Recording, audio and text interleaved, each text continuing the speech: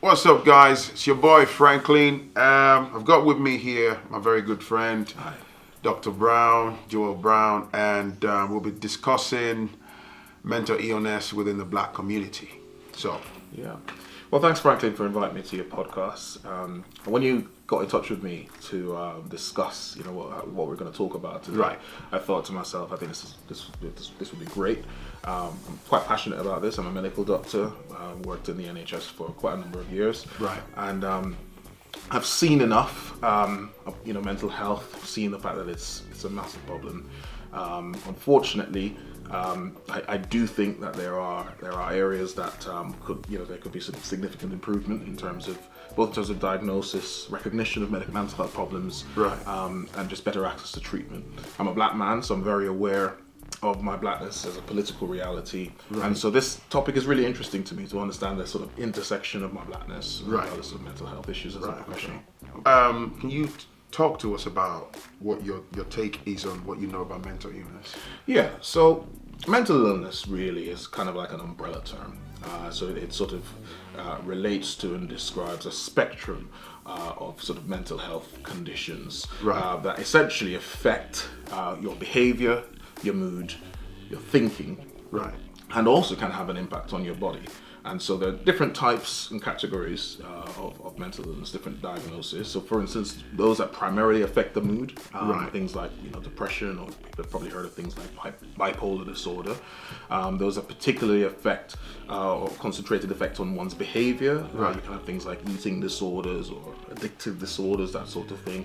Those are particularly sort of affect more primary emphasis on your thinking, things like psychosis, Right. delusion type disorders.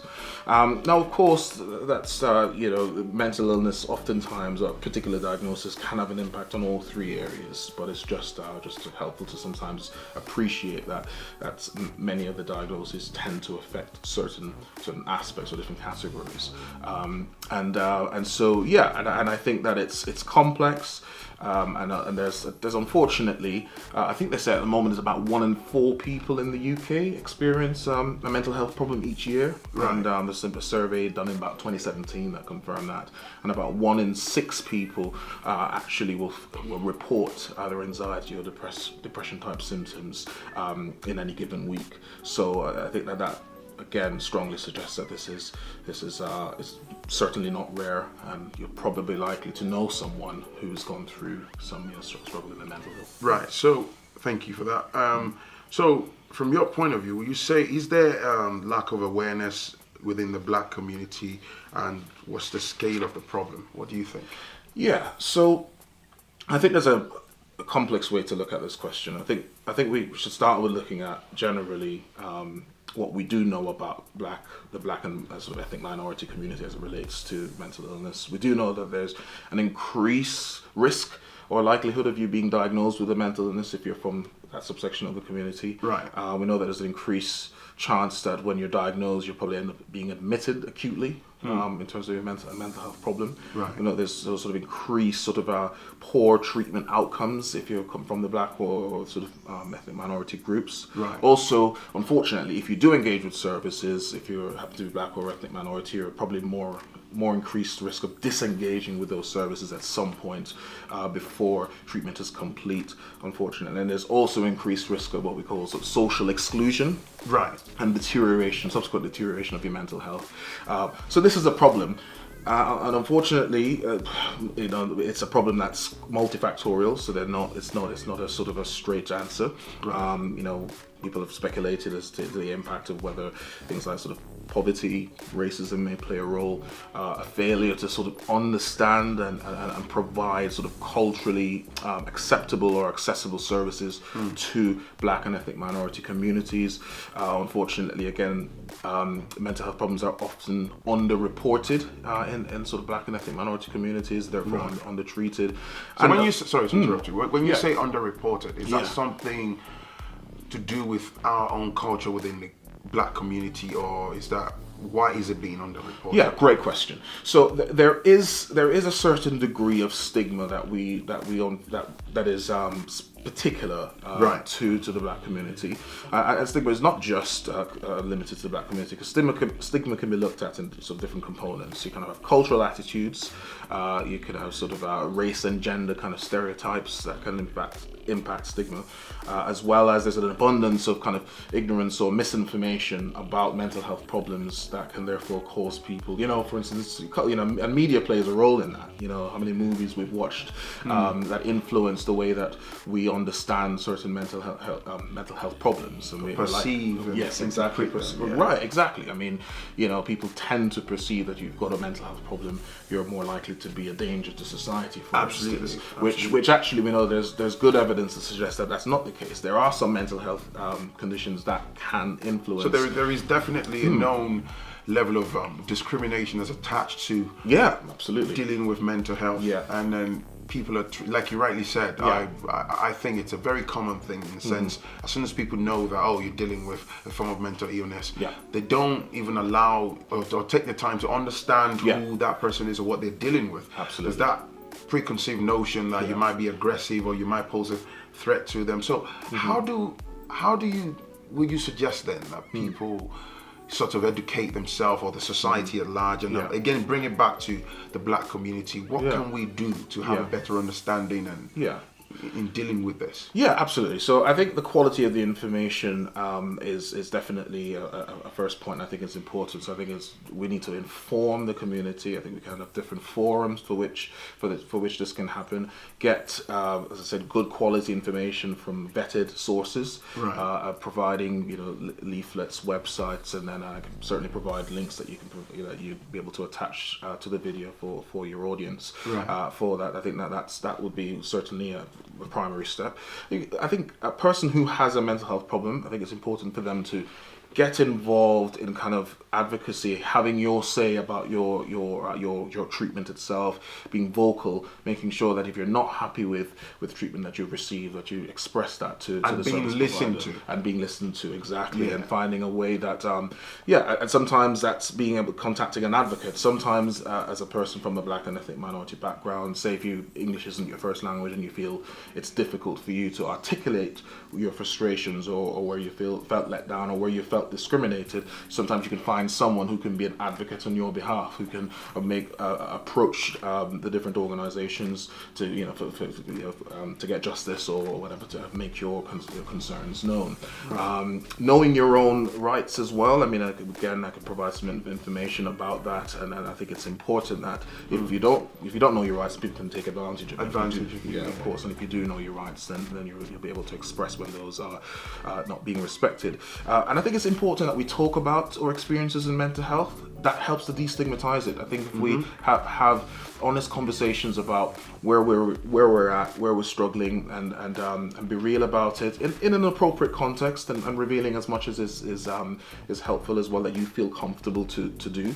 And of course, you have to, I think, take into account your own sort of personally where you're at. And I always think it's important to see your doctor, get a proper diagnosis. Don't just, I think sometimes I like that. Would you say that, just to put a bit of emphasis on that bit, that would you say it's a common thing within our community that people take for granted, popping in to see a doctor or talking to a doctor? Because I personally have witnessed that, whereby people just trivialize the importance of speaking to medical experts, and that could really help you to quickly discover what problems and what need to be dealt with and stuff like that. What do you think about that? I do think people sometimes trivialize, and I think the reasons people do that are quite complex as well, because obviously, again, there are fears sometimes that people may think that mental health professionals aren't really interested in listening to them, or just don't empathize enough, or haste to make judgments. For instance, they may think that the professional themselves might be prejudicial towards them, racist. All sorts of fears real fears can be at the reason, sort of the base of the foundation for why someone may appear to just trivialize it. And sometimes people are afraid about, is this doctor just going to drug me up on medication, or just recognizing that. Of course, medication is one of the avenues of treatment, but it's certainly not the only one. And the counseling and mindfulness and different. Again, the treatment has to be catered to the particular diagnosis and obviously what the patient feels is going to be best for them. But I certainly think that there's work to be done in the Black community to kind of destigmatize mental health professionals, and I think mental health professionals should listen to the Black community, take their feedback seriously about concerns they have, so that we can better serve the Black community. Right. So, are you able to discuss with us at least a few known causes of mental illness? I understand it's vast, Yeah. but maybe if there are anything to do with maybe lifestyle, or... Yeah, so I think again you're right. It is quite vast, and we do know that when it comes to mental illness. One thing I will say before jumping to causes, I think that there are warning signs that I think I'd like to just kind of mention to your audience to be on the lookout for. Right. So that could suggest if someone might be struggling with mental illness. If you notice that someone has a sort of quite a significant kind of personality change from what they're usually like, and they just seem to and especially if that's persistent. That's not a usual thing. I mean, usually, especially once you've gone into adulthood, your personality is fairly sort of set. Of course, people can, obviously there can be some fluctuations, but if someone's vastly changed their kind of way that they are, I think that should be an alarm sign. If there seems to be sort of uncharacteristic sort of anxiety and kind of anger and kind of emotional volatility, that's again a soft sign. That's emotional roller coaster, right? That's right. Yeah. It just seems to be just all over the shop with their emotions.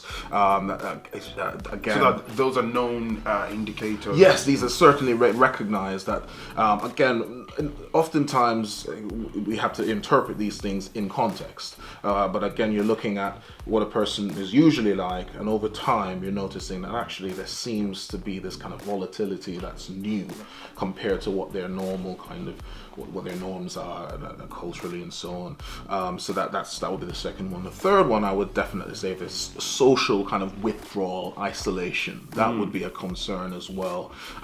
Again, and often it's dangerous because when people do that, they feel that it's necessary for them. It is a kind of a protective mechanism because they sort of feel that they don't want to be a burden on anybody else. But actually, that's the very thing that oftentimes, unfortunately, creates the sort of greatest risk, because then no one really knows what's going on and they just completely withdraw into a cave.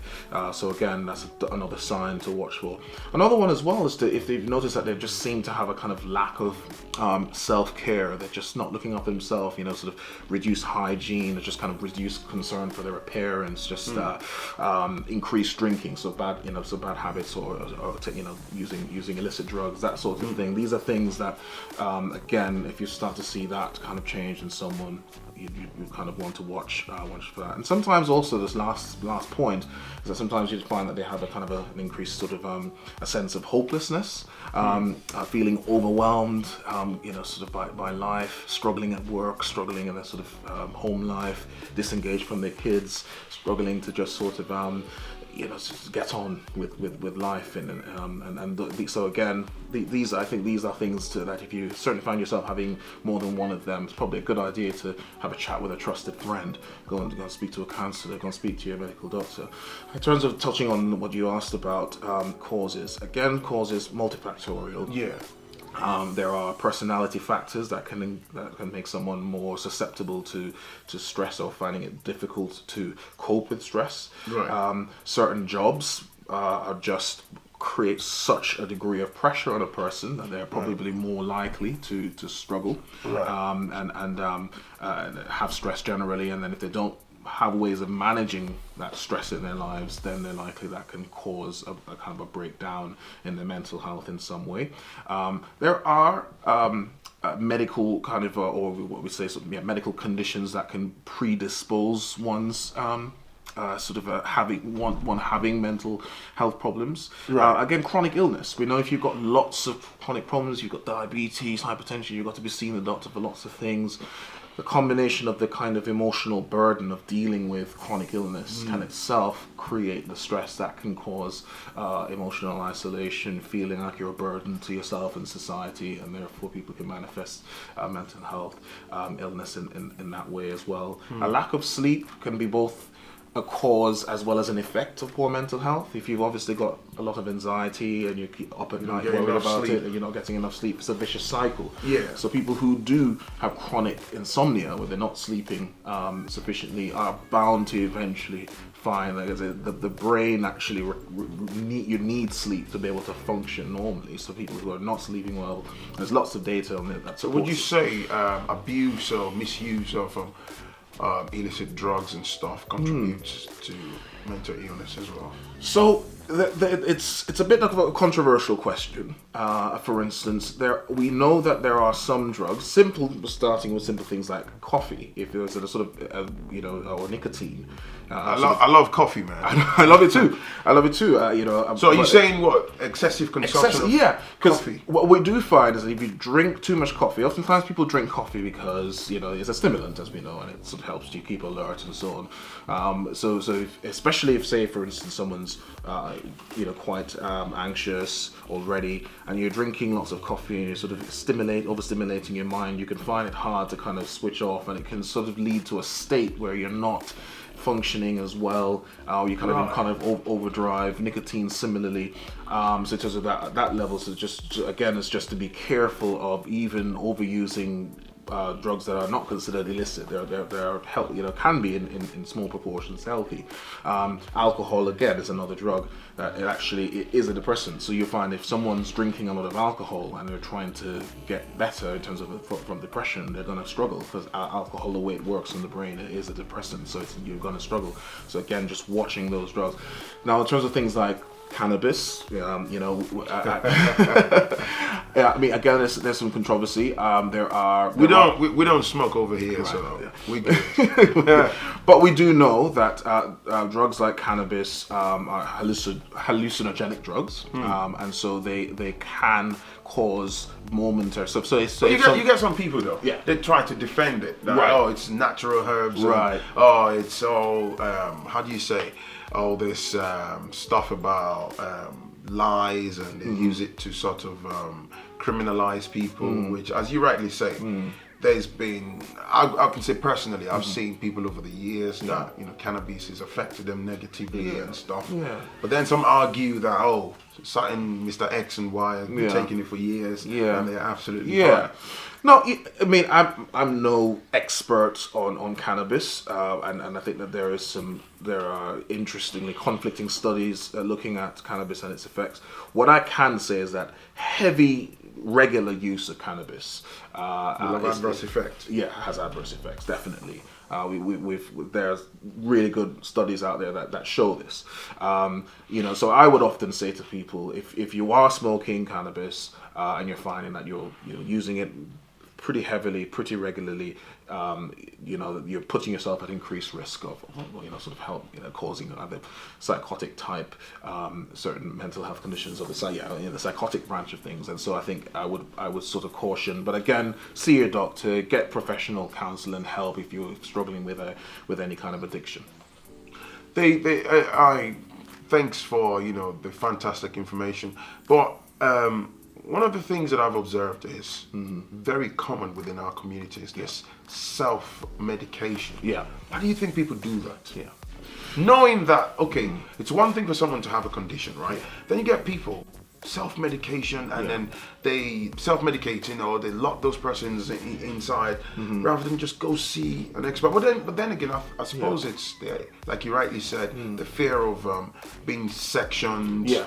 And the fear of a misinterpretation and how they get labeled and stuff. Because I remember a couple of years ago, I was having a conversation with someone who said it's like it's a known thing that as soon as certain things are put on your medical records, it's like it follows you, and you might go somewhere else and it might be misinterpreted and stuff. So, in saying that, like as you mentioned as well, there might be fear of prejudice and stuff. But then again, there are some professionals who they will do their very best to cater for the persons. So how do how do we then, as a community, that's where I'm coming from now, sort of improve in terms of knowledge and say, okay, if somebody, you wake up and, like you rightly said, gave those examples, start to notice a pattern in someone that they're spiraling out of, oh, this is not the usual way of this person reacting.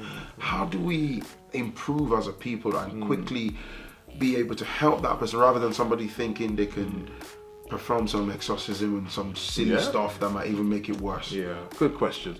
I think there's a lot in what you just said that we should try to unpack. You mentioned firstly about this kind of culturally, I think within the Black community, we many cultures have their own home remedies and kind of culturally passed on traditions about how to treat different things.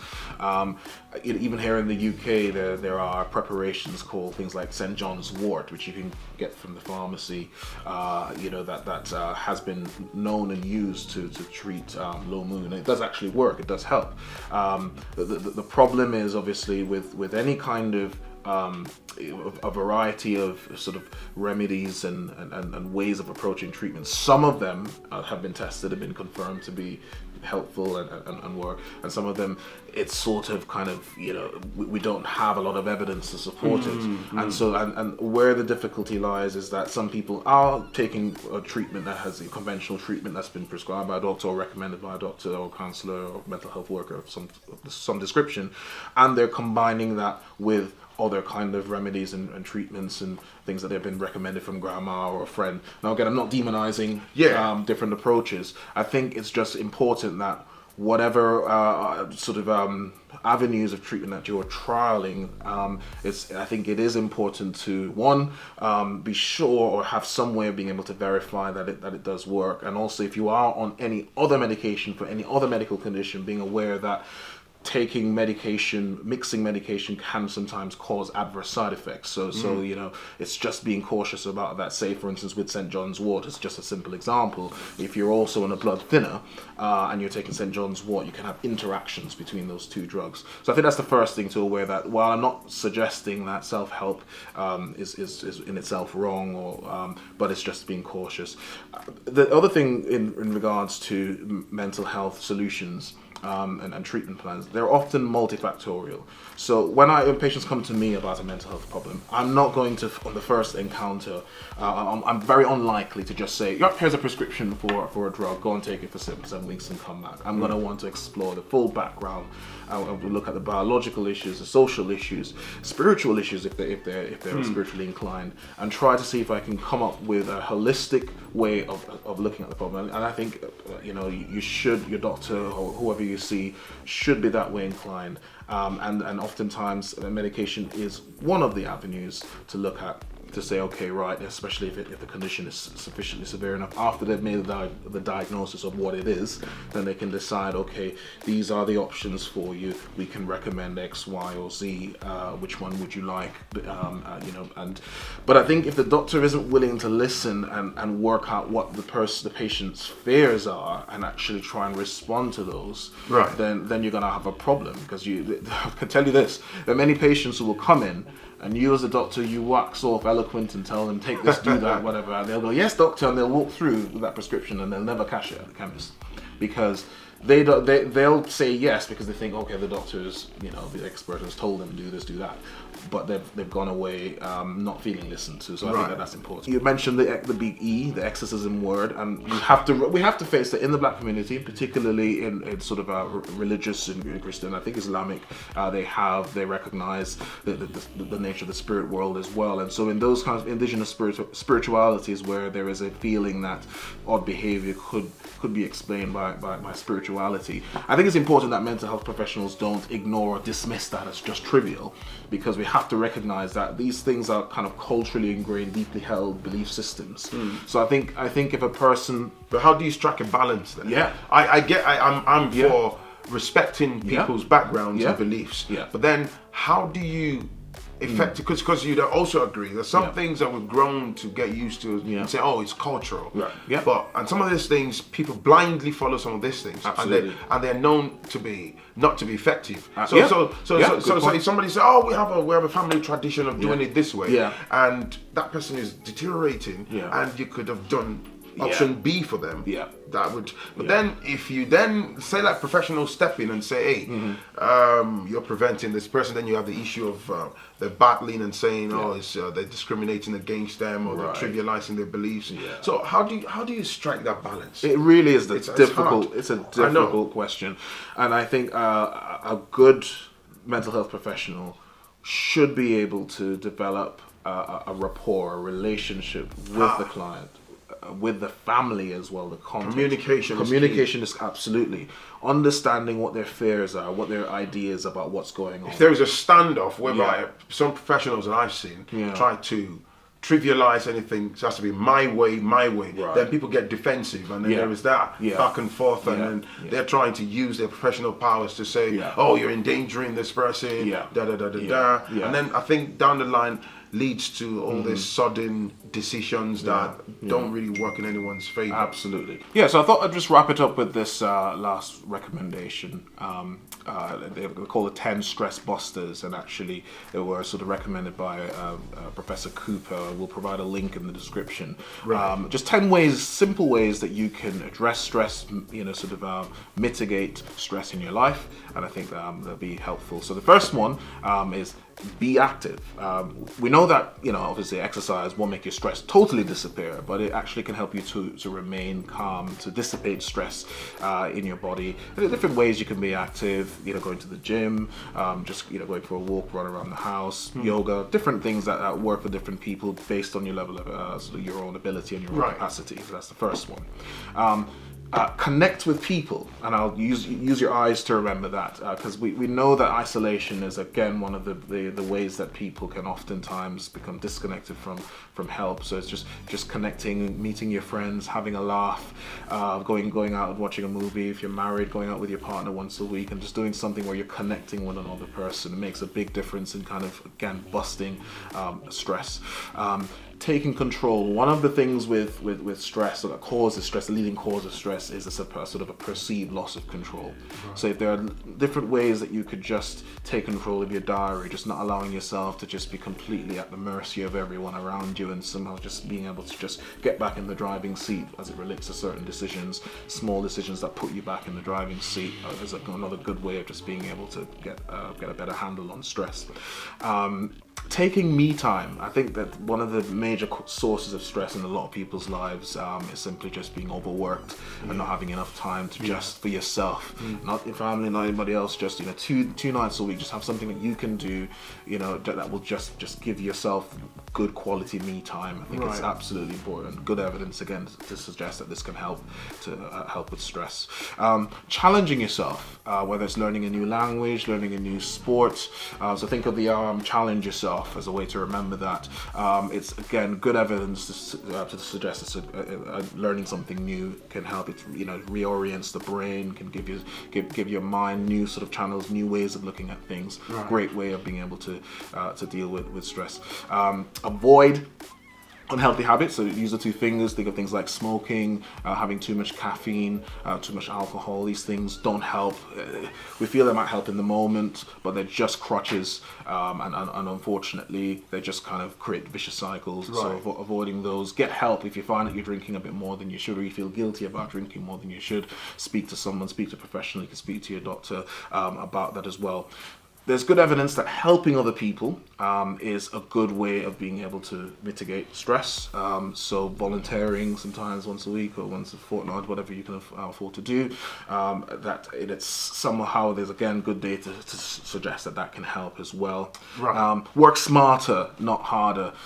So again, it's not necessarily about doing long hours. If there are ways that you can structure your day that can actually make it more efficient, so that you're not actually doing more work, you're working more smartly. Again, these are ways that are another really good way to be able to help to reduce stress. Try to be positive. I know that sounds cliche, especially if you're kind of going through it, but you'd be surprised. You hear lots of talk about the kind of half glass, half full mentality, but it really is true. If you really try to kind of develop intentionally a more positive way of looking at even what looks like a negative situation, just trying to find the good in and amongst the bad, you're more likely to push yourself to get through a difficult day if you start to try to see that cloud with the silver lining, so to speak.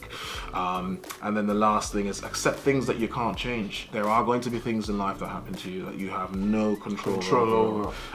And there's the sooner you can just accept that and rather than beat yourself up about it. The last thing I will say really quickly is that if you are finding that, because I think it's important to just touch on this, that you're struggling with your mental health, you're having thoughts of self-harm, suicide, that sort of thing, just know that you're not alone. There are other people who are kind of going through this, and there are people who've gone through this and have been able to get help. So just I think it's always important to know that there are people out there who want to help you, who want to listen, and you could start obviously with your doctor. There are other charities which you can provide information on as well that will be helpful for you, like the Samaritans, if you're struggling particularly with thoughts of self-harm and that sort of thing. Fantastic. There we have it. Thank you, Dr. Brown. You're welcome. My man. I'm sure we'll be back again. Yeah, so it was worth it. Okay, for those of you that like to watch short YouTube video, this is not one of those short ones. It's very important that we educate ourselves, and this is a timeless content in my own opinion, and I'm sure you at least take one thing away from this. So look in the description below, there'll be a link to provide more information that you can check in your own time. If you want to follow Dr. Brown on Twitter, tell them your Twitter handle. Yes, so I have to remember that. I think it's Joel Brown. I'll put a link below. Okay. Yeah. Anyway, thank you, man. And yes, your boy Phrankleen. Catch you in the next one. All right. Peace.